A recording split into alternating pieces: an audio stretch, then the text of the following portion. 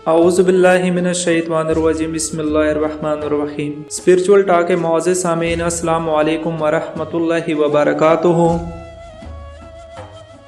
अपनी सेहत का ख्याल रखें, बाकी चीज़ें खुद ब खुद ठीक हो जाएंगी। कोई मुल्क हरगिज़ ग़ुलाम नहीं बनाया जा सकता जब तक कि खुद उस मुल्क के बाशिंदे हमलावर की मदद ना करें। इस कायनात का एक सबसे बड़ा सच है और वो ये है कि इंसान जो कोई भी हो और कुछ भी करे, लेकिन जब वो कुछ करने का इरादा करता है तो वो होकर रहता है। मुझे यकीन है कि मैं वक्त से पहले मर नहीं सकता, इसलिए मौत से डरकर अपने नस्बुल ऐन से दस्तबरदार नहीं हो सकता। अगर आप दुनिया में कामयाब होना चाहते हैं तो पहले नाकामी का इस्तेक़बाल करने का हौसला पैदा करें।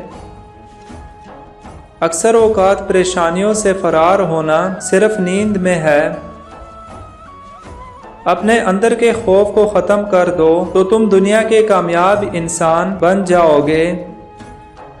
अजीम कौमें कभी किसी के सामने अपने अंदरूनी मसाइल बयान नहीं करती और ना ही अपने मुल्क को बुरा भला कहती हैं।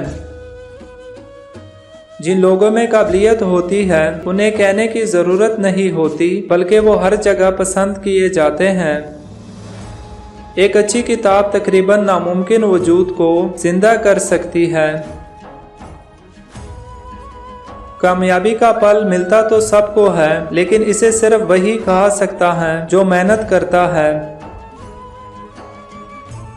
घर में हकीकी मायनों में सिर्फ एक ही नौकर काम करता है, वो है घर का मालिक।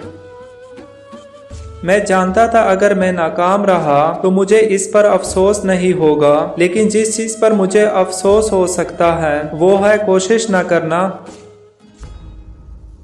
गलती कर जाना इतना बुरा नहीं, लेकिन आइंदा के लिए इससे सबक हासिल ना करना बहुत बुरा है।